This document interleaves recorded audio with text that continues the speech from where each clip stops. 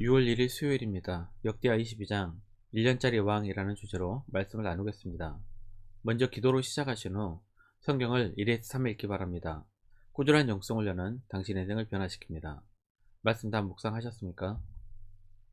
첫 번째, 남유다 제6대 왕 아하시야. 1절입니다. 예루살렘 주민이 요람의 막내 아들 아하시야에게 왕위를 계승하게 하였으니 이는 전에 아라비아 사람들과 함께 와서 진을 치던 부대가 그의 모든 형들을 죽였습니다. 그러므로 유다왕 요람의 아들 아하시야가 왕이 되었더라.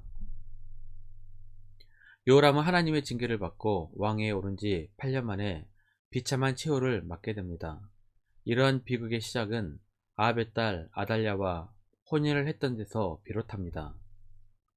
아합과 이세벨의 딸인 아달랴는 남편인 요람에게 정치적으로, 종교적으로 많은 영향력을 미쳤던 것 같습니다.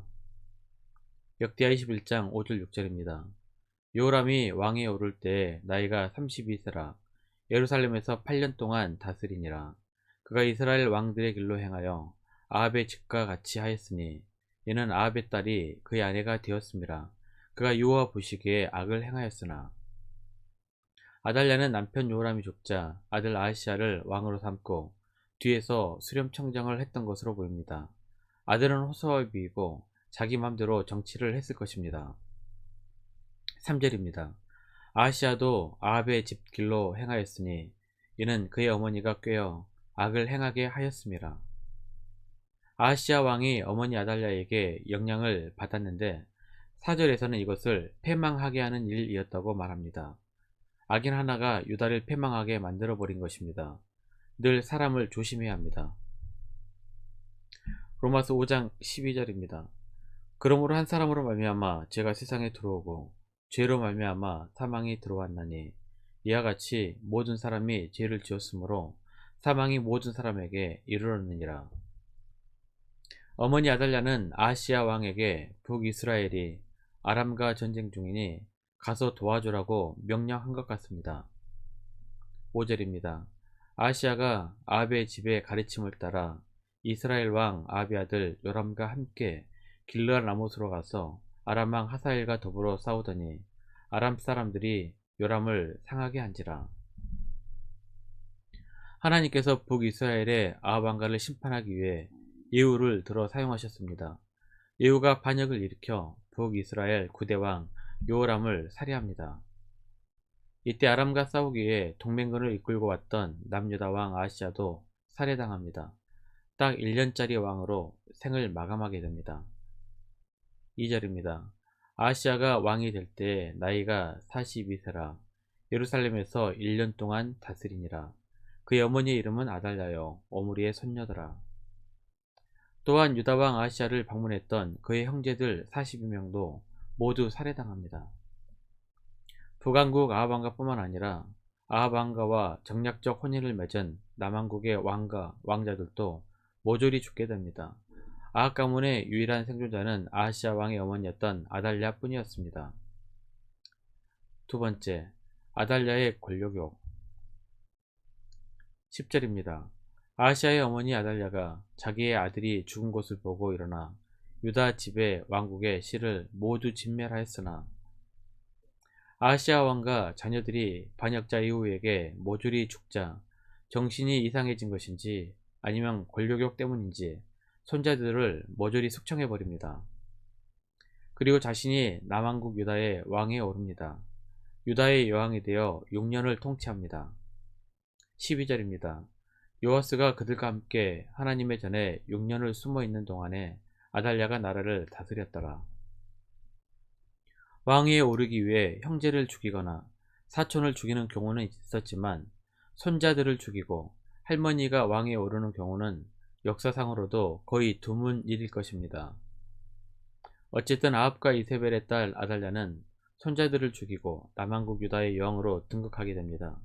하지만 남왕국 유다는 오직 다윗의 혈통만 왕으로 인정을 받습니다. 사무엘하 22장 51절입니다. 여호와께서 그의 왕에게 큰 구원을 주시며 기름 부음 받은 자에게 인자를 베푸시며 영원하도록 다윗과 그 후손에게로다 하였더라. 아달랴는 유다 왕국의 6대 왕이었던 아들 아하시아의 뒤를 이어 7번째 여왕이 되었지만 다윗의 혈통이 아니었기 때문에 공식적인 왕으로 인정받지는 못했습니다. 그래서 할머니 아달랴의 숙청에 유일하게 살아남은 손자 요아스가 유다의 실질적인 7대 왕으로 인정받게 되는 것입니다. 세 번째, 유일한 생존자 요아스. 11절입니다.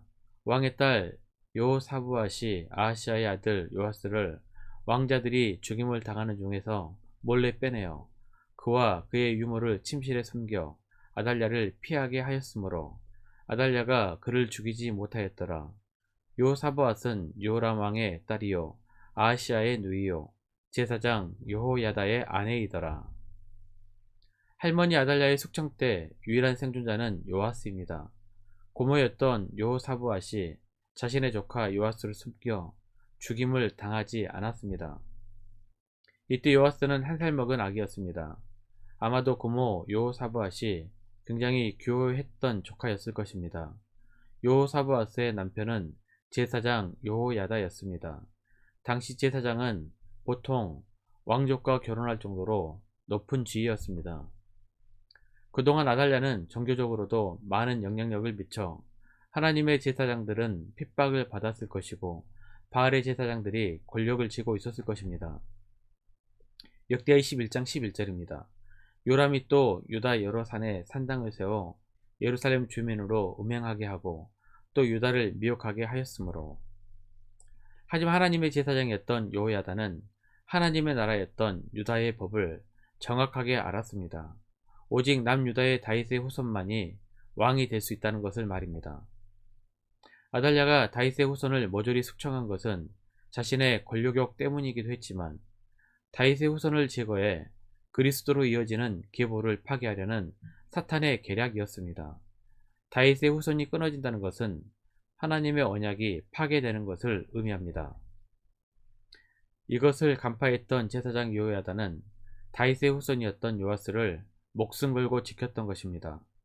사탄은 어떻게든 그리스도로 연결되는 길을 끊어버리려고 하지만 그 누구라도 그 관계를 끊을 수 없습니다. 로마서 8장 38절 39절입니다.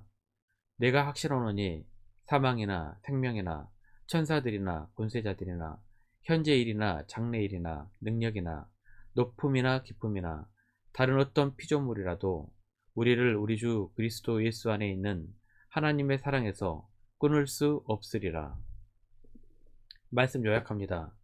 어떤 악한 것들도 하나님의 자녀를 파괴할 수 없을 것입니다. 하나님은 신실한 자들을 보호하시기 때문입니다. 1년 성경 일독 주간 계획입니다. 오늘은 수요일 10편, 20편에서 22편까지 말씀 천천히 묵상하십시오. 6월 중보 기도 제목입니다. 5가지 기도 제목을 놓고 충분히 기도하시고 교회와 개인 기도의 시간을 가지시길 바랍니다. 가정에서 기도하시기 힘드신 분들은 교회 나오셔서 주중 기도의 시간을 이용하시면 됩니다. 주중 기도는 새벽 6시부터 밤 10시까지입니다. 편하신 시간에 나오셔서 정기적으로 기도하시기를 바랍니다. 하루 30분씩 최선을 다하시기 바랍니다. 그러면 여러분의 삶이 변화될 것입니다. 영상을 다 보신 분들은 확인 문자를 보내시거나 유튜브에 댓글로 달아주시면 정기적인 영성 훈련에 도움이 될 것입니다. 오늘 하루도 승리하시기를 기도합니다.